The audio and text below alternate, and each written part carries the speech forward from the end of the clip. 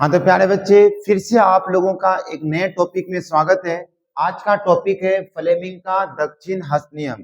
आज हम लोग समझेंगे जो क्लास 10th और 12th वालों के लिए काफी इम्पोर्टेंट है। ये सवाल बार बार पूछे जाते हैं, इसको समझना काफी इम्पोर्टेंट है। तो चलिए, इसको मैंने बहुत ही आसान तरीके से आपको समझा देता हूँ कुछ ही समय में। तो आप लोगों को पता होगा प्रेरित धारा, आप लोग पढ़े हैं प्रेरित धारा। प्रेरित एक होता प्रेरित धारा। तो प्रेरित धारा किसे कहते हैं? जब किसी चुंबकीय क्षेत्र पर, जब कोई चुंबकीय क्षेत्र होता है, चलिए मान लीजिए ये एक चुंबक है, एक नॉर्थ पोल, एक हो गया साउथ पोल। तो आप लोग जानते हैं सर, ये हो गया चुंबकीय क्षेत्र, और चुंबकीय क्षेत्र रेखाएं उत्तरी ध्रुव से दक्षिणी ध्रुव की ओर जाता है।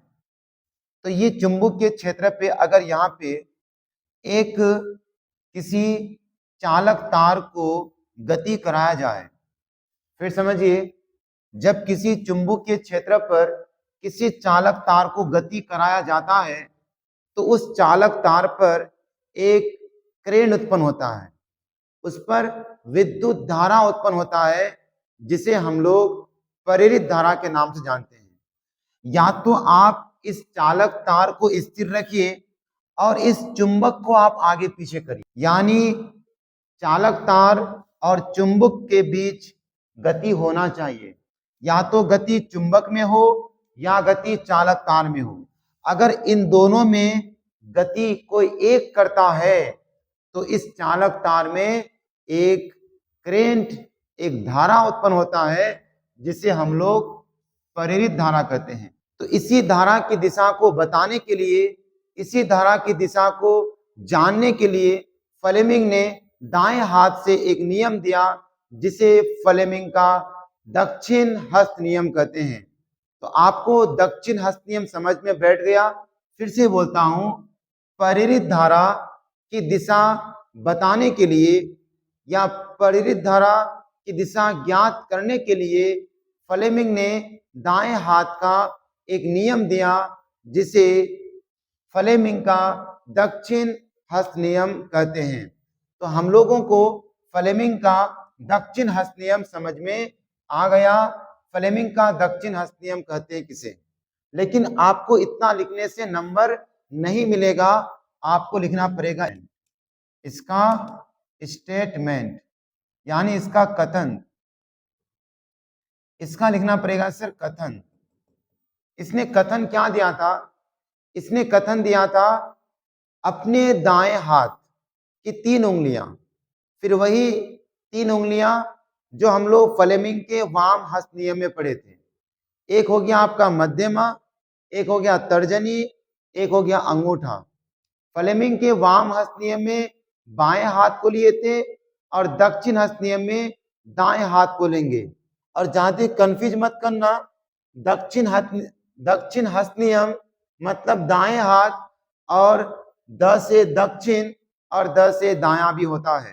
ठीक है सर? चलो, तो अपने दाएं हाथ की 3 उंगलियां मध्यमा, तर्जनी और अंगूठा को इस प्रकार लंबवत फैलाइए, परस्पर इस प्रकार लंबवत फैलाइए कि ये जो अंगूठा है ये गति की दिशा को बताए। ये क्या बताए? ये गति को दिखाए। और ये आपका जो तर्जनी है चुंबकीय क्षेत्र की दिशा बताए। तो ये जो आपका मध्यमा है ये धारा की दिशा बताएगा। कौन सी धारा? तो प्रेरित धारा की दिशा को ये बताएगा। देखिए फिर से मैं बता रहा हूं सर। चलिए, यहाँ पे एक चालक तार मैंने ले लिया। अब ये चालक तार गति कर रहा सर ऐसे ना, ये आगे पीछे इस तरीके से चालक तार क्या कर रहा? गति कर रहा है। और चुंबकीय क्षेत्र रेखा की दिशा इधर है। तो अपने दाएं हाथ को इस प्रकार फैलाओ जो ये जो अंगूठा है ये धारा की दिशा को बताए, और ये तर्जनी जो है ये चुंबकीय क्षेत्र की दिशा को बताए। तो चलिए सर, ये मेरा तर्जनी चुंबकीय क्षेत्र की दिशा बता रहा है, और ये जो मेरा थंब है ये गति की दिशा को बता रहा है। ये जो मध्यमा है, ये मध्यमा सर क्या बताएगा? प्रेरित धारा की दिशा बताएगा। तो ये मध्यमा मेरा इस दिशा में है, तो धारा की दिशा इस दिशा में होगा। बात समझ में आ रहा आपको सर? चलिए अब इसको हम अच्छा से और समझते हैं, एक एक चीज को बढ़िया से समझाते हैं। इसको भी बताऊंगा आपको सर, ये भी बताऊंगा, और आपको सर ये भी बताने वाला हूं। पहले समझ जाइए इसका परिभाषा। फ्लेमिंग का दक्षिण हस्त नियम क्या है? तो फ्लेमिंग ने प्रेरित धारा की दिशा ज्ञात करने के लिए एक नियम दिया, जिसे फ्लेमिंग का दक्षिण हस्त नियम कहते हैं।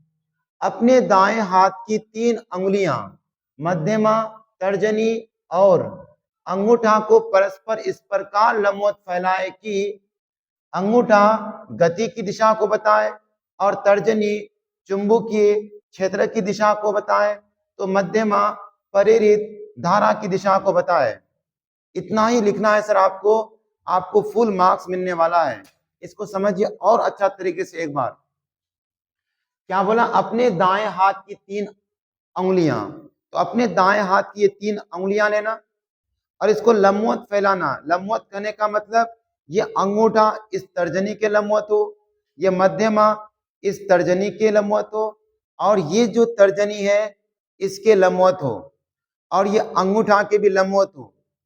इस तरीके से अगर फैलाते हैं, जो आपका अंगूठा है ये गति की दिशा को बताएगा, तर्जनी चुंबकीय क्षेत्र को बताएगा, तो ये मध्यमा आपका प्रेरित धारा की दिशा को बताएगा। यही है फ्लेमिंग का दक्षिण हस्त नियम। ठीक है सर, इसको फिगर के माध्यम से अगर समझना चाहते हैं आप लोग, तो फिगर के माध्यम से समझ सकते हैं। ये देखिए, ये एक चुंबक है सर, और ये चुंबकीय क्षेत्र रेखा की दिशाएं हैं, है ना। अब इस चुंबकीय क्षेत्र रेखा में एक चालक तार को यहाँ पे गति कराया जा रहा है ना सर, गति कराया जाता है।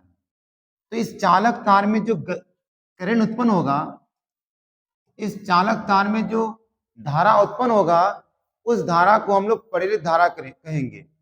तो इसी की दिशा को, प्रेरित धारा की दिशा इधर होगा या इधर होगा, इसकी जांच करने के लिए फ्लेमिंग ने जो नियम दिया था, उसे हम लोग फ्लेमिंग का दक्षिण हस्त नियम कहते हैं।